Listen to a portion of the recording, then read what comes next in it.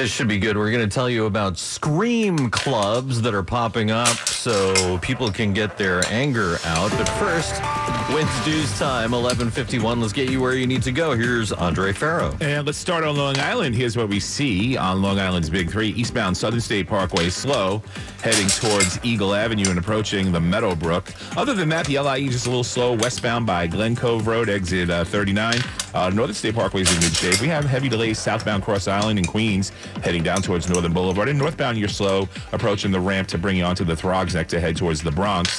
Triborough has been slow entering Astoria. There's some mid-span road work, but across Randall's Island, heading towards Manhattan, we also have delays there because of the Harlem River Drive delays. Northbound, Deegan is busy in the Bronx, heading up towards the 3rd Avenue Bridge, and that's causing a delay on the westbound Bruckner trying to get to the Triborough. Here's what you need to know about the bridges and tunnels. 20 minutes in, 15 minutes out at the George Washington Bridge. 10 minutes in for Lincoln and Holland. Both outbound are in pretty good shape. Maybe you need an extra 5 at the outbound Holland, but the westbound B3 delays are wicked, heading from the Williamsburg to Flushing Avenue, but I'm noticing a delay now on the Williamsburg Bridge entering Manhattan. Mid-span looks like there's a stall that's going to slow you down. One lane is knocked out. Andre Farrow, 1010 Wins on 92.3 FM. Now the AccuWeather forecast with meteorologist Heather Zare. We continue to have a lot of clouds in place across the area. No rainfall at the moment. It'll be breezy and warm. We'll head up to about 64 degrees for this afternoon. And then a late-day thunderstorm is most likely north of the city before the thunderstorm chance spreads across the rest of the area early tonight. During the overnight hours, it'll stay cloudy with periods of rain, and some of that rain will be heavy enough to cause ponding of water on streets and in poor drainage areas. It will begin to diminish late at night, though, with a low of 47. Only a lingering shower early tomorrow, blustery and chillier the rest of the day with sun returning at a high of 49. Then with sunshine, we'll top out at 47 on Tuesday, warming up despite more clouds Wednesday, high 54.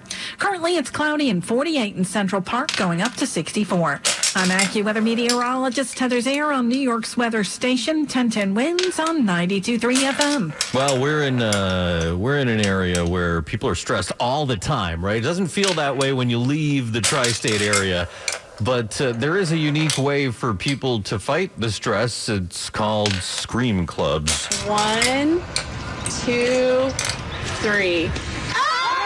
The Atlanta chapter of the Scream Club recently met in a city park. Chapter leader Katie Snyder. We just believe we're all holding too much right now as a society, as individuals, and it's a chance to just release that out of our bodies. How did that feel? Fernando Correa felt a sense of relief. There's so much that I've held inside, like bottled up, and just screaming it just helps me to like let it all out.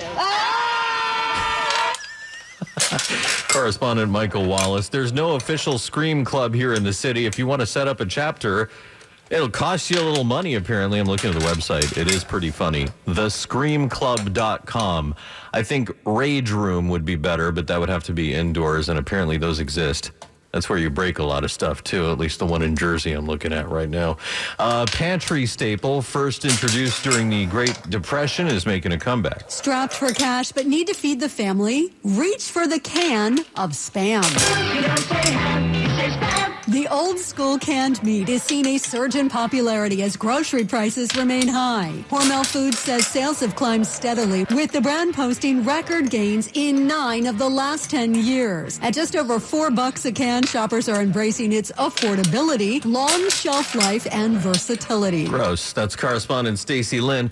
Archaeologists in eastern France have uncovered an ancient skeleton mystery that has more questions than answers. Scientists have uncovered an Iron Age burial site from 200 to 300 BC with skeletons sitting upright in carefully dug pits all facing west. Melanie Giles is a professor of European prehistory at the University of Manchester. Adult men who seem to have perhaps had sometimes a violent end. The plot was found in Dijon, France, home of the ancient Gaul people. Some remains show blows to the skull. So was it a burial prize or punishment? That somebody has been made to adopt this posture, perhaps even been bound into that position, and that was part of their punishment, to die in this manner, in a submissive posture. A violent end indeed. That's correspondent Brad Gibson. Researchers say the bodies found were all men between 5'3" and 5'9". Their teeth were very well preserved, probably because, as one researcher believes, they did not yet know about sugar. It is cloudy, 48. We're going up to 64 today in Midtown. Now Bloomberg Money Watch. The boom in artificial intelligence is making everyday chips more expensive. If the memory chip makers are devoting their time to making high bandwidth memory, they're not making other types of chips that go into your phones, your cars, your laptops, your other electronics. Sarah Fryer wrote the story for Bloomberg News, and she says tech giants are buying up memory chips like never before. It's causing a bit of a crisis in consumer electronics where people don't know when and if relief is going to come for this dramatic shortage. So that has chip makers trying to balance manufacturing with projected demand. If they scale up their production, which they're going to do, they can't do it too much or else they might have a glut. And that would send their prices lower. The crunch is also affecting gaming console companies, including Sony and Nintendo. I'm Charlie Pellett, Bloomberg Money Watch on 1010 Wins at 92.3 FM. 1010 Wins. They deliver the news without any bias. You gotta stay in the know, right? It's not New York without them. 1010 Wins on 92.3 FM. WINS, WINS-FM in HD1 New York. Always live on the free Odyssey app. More people get their news from 1010 Wins than from any other radio station in the nation. Caitlin Blake is our service aide, Tanya Mercado at the editor's desk, and I'm Asho Kabbalah. All news, all the time. This is 1010 Wins on 92.3 FM, New York. Good afternoon, 48 degrees and clouds at 12 o'clock. I'm Donna Vaughn, and here's what's happening. 2 women in their 70s, the victims of a violent attack last night in Brooklyn, both stabbed in their own home. Police say one of them didn't make it. It wasn't a carjacking, but a cab-jacking overnight in Midtown. A taxi driver robbed of his wheels near Hudson Yards, but there is a suspect in custody. Well, the screening line at LaGuardia earlier today stretching into the parking lot as the DHS funding shutdown continues to cause chaos at the nation's airports. Well, with key midterm elections coming up later this year, critics of artificial intelligence are raising an alarm about AI campaign ads and the disruption that might cause. And round 2 action at March Madness this afternoon. St. John's gearing up to take on Kansas. Then UConn faces off with UCLA tonight. A day game for the Rangers. They're home against Winnipeg. Tonight, the Nets in Sacramento. The Knicks host the Wizards, and the Islanders take on Columbus. AccuWeather says high 64 this afternoon, but it'll stay pretty cloudy. Wins News Time is 12:01. Let's get you where you need to go now with Andre Ferro. And let's go back to the George Washington Bridge. Here's what you need to know about the bridges and tunnels. The traffic is starting to increase from the turnpike. At least 35 minutes now in the inbound side of the George Washington Bridge, especially the upper level, which is really slowing up. Outbound's going to be about 20 with the cross Bronx delays. About 15 minutes round trip at the Holland, 10 minutes round trip at the Lincoln. Not as bad there. West Side Highway's been in pretty good shape, and the FDR isn't terrible, but it's the southbound Harlem River Drive passing the Triborough where you do have some volume. Westbound BQE is slow, Flushing Avenue, and east and west by Atlantic Avenue, you're pumping the brakes. Look out for delays on the Brooklyn Battery Tunnel heading towards Manhattan. Andre Ferro, 1010 Wins on 92.3 FM. Well, police say they have a person of interest in custody after a violent and fatal attack inside a Brooklyn apartment last night. The victims were 2 senior citizens. They were all roommates here at the Ebbetsfield Apartments, and residents like Hendricks say really sad. Like, why would somebody, especially stab an older lady? Yeah, police say Saturday night, 2 women in their 70s stabbed in the head, arms, and back. One's dead, the other stable. Hendricks says his immediate thought, the women in his life. We always are worried, and sometimes, especially my mom, she walks through the building a lot because we have family and friends here. Most of the people do know her, but it's just like, still, you just never know. But he says growing up in the city his whole life, I became numb to it, and it shouldn't be like that. The police say a person of interest now in custody. Amanda Alexander, 1010 Wins on 92.3 FM. In Crown Heights. And no word of any charges filed yet against that person in custody. We're waiting for police to release the names of the victims. A taxi driver carjacked in Midtown early this morning. Police say the cab had been parked on West 33rd Street near Hudson Yards when a man waved a gun at the driver. The 53-year-old cabbie got out, and the suspect jumped in and took off down 10th Avenue. Fernando Mateo with the New York State Federation of Taxi Drivers telling 1010 Wins this has been a major problem. This occurs just about every other day. A lot of it goes unreported because there's been no violence. This one, I guess, because it was an armed situation, made the news. but we're not surprised. What we need to do is make sure that we enforce the laws. The car and a suspect later found in Lower Manhattan at Canal and Lafayette Streets, according to police. Charges have not yet been filed in the case. Well, TSA employees still not getting paid as Senate Republicans yesterday voted against a Democratic proposal to fund the Transportation Security Administration. This would have been separate from the larger, more controversial bill to fully fund the Department of Homeland Security. Now, lines at airports continue to grow. Travelers at LaGuardia's Terminal B this morning saying a massive screening line stretched into the parking lot. TSA workers who haven't seen a paycheck in 3 weeks calling out sick in droves.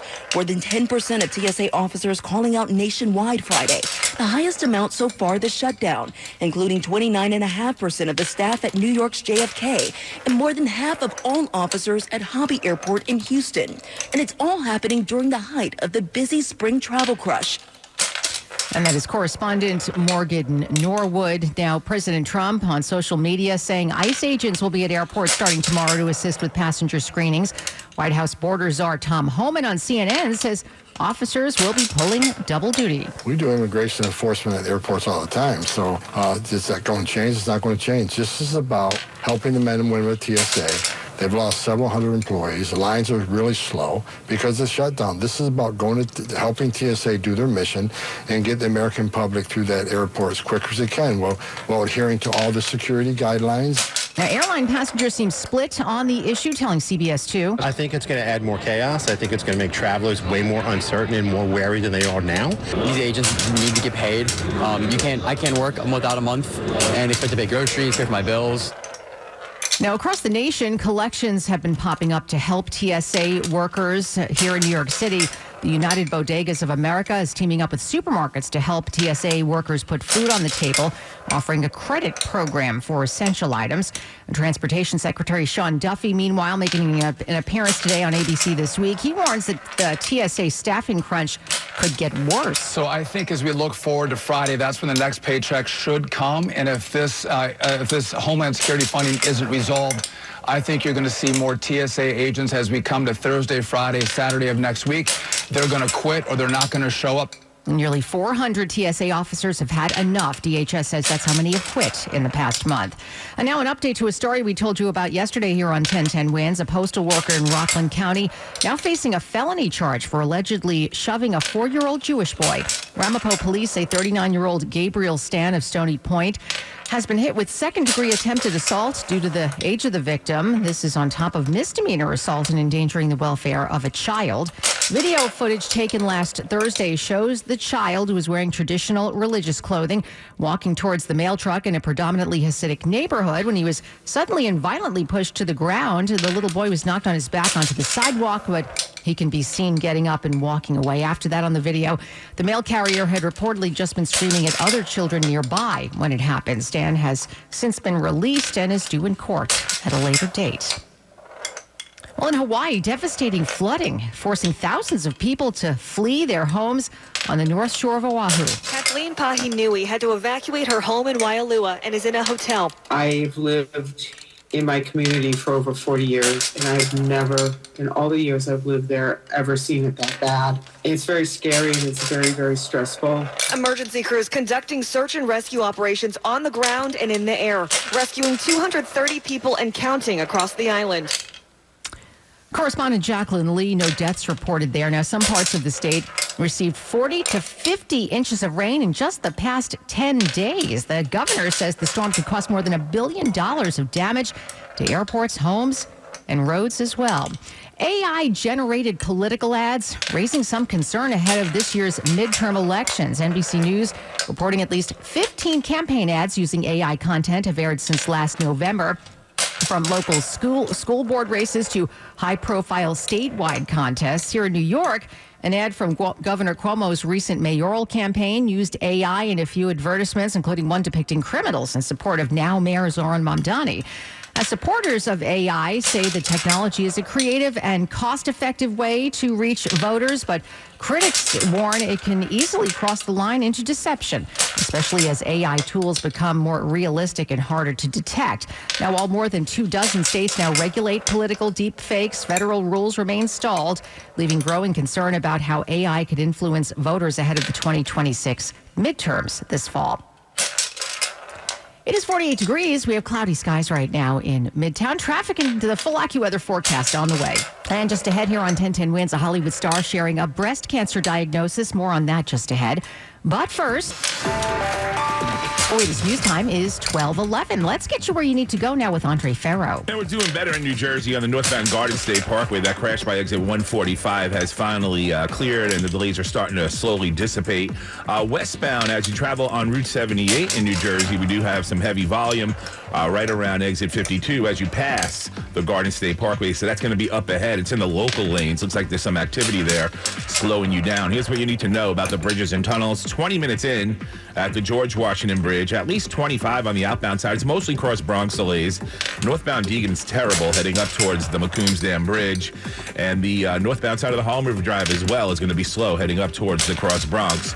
10 minutes round trip of the Lincoln, about 15 round trip of the Holland. Heavy delays westbound BQE passing Flushing Avenue at the Brooklyn Bridge. And the east and westbound side of the BQE by Atlantic Avenue right now is brutal. The delays continue. Brooklyn Battery Tunnel into Manhattan. Andre Ferro, 1010 Wins on 92.3 FM. And now let's head over to the AccuWeather forecast, sponsored by Safavia Home Design. Here is meteorologist Heather Zaire. It is very cloudy across the area now, but at least it's going to be rain-free for the bulk of the area during the afternoon. It'll be breezy and warm as we head up to 64 degrees. A late-day thunderstorm, though, is likely for areas north of the city, and then that thunderstorm chance expands into the rest of the area for the early part of tonight. Otherwise, overnight, it'll be overcast with periods of rain, and some of that rain will be heavy enough to cause ponding of water on streets and in poor drainage areas. We'll drop down to 47 late tonight as that rain diminishes. Only a leftover shower early tomorrow, blustery and chillier. Otherwise, sun returns and we'll have a high of 49, and then it's sunny with a high of 47 as we go through Tuesday. Warming up despite more clouds Wednesday, high 54. Currently, it's cloudy and 49 in Central Park, going up to 64.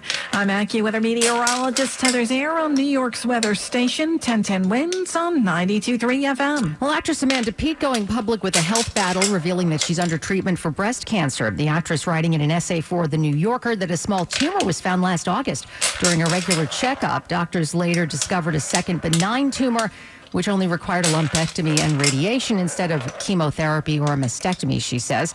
On top of all this, the actress also said that her parents died within months of each other while they were in hospice care on opposite coasts. The 54-year-old Your Friends and Neighbors actress says she's now doing well and received a clear scan at the beginning of the year. Well, gray skies and temperatures close to 50 right now in Midtown. March Madness continuing today with the second round of the men's tournament now underway. St. John's, which ranks 5th, will tip off against number 4 Kansas at 5:15 this afternoon. And for you Huskies fans, UConn taking on UCLA later tonight. If you get a little hungry while watching the games. If your busted bracket calls for a belly buster, there are tons of food deals going on during March Madness right now. TGI Fridays will hook you up with free wings if you show them your busted bracket. Drums and flats are only 50 cents each at Applebee's. And if you need something sweet to get you through the Sweet 16, Insomnia Cookies is doing Cookie Madness. They'll give you 2 free chocolate chunk cookies with your online order. And that is correspondent Stacey Lynn with that report. Well, there's a new fitness trend making its way around the streets of New York City, which also does some good for the 5 boroughs. The hot new craze here in Manhattan, picking up trash while you jog. It's called plogging, a mashup of jogging and the Swedish word plocka, up or pick up. The New York Post captured one group running down a midtown street with big smiles and green bags filled with discarded bottles, burger wrappers, and other unwanted stuff. Fans say it makes exercise more fun and earth-friendly. Fitness buffs say squatting to pick up trash and lunging to reach it is a great form of strength training. Deborah Rodriguez for 1010 Wins. From the cobblestones of Dumbo to the tight-knit community feel of Dyker Heights, we are New York's all-news.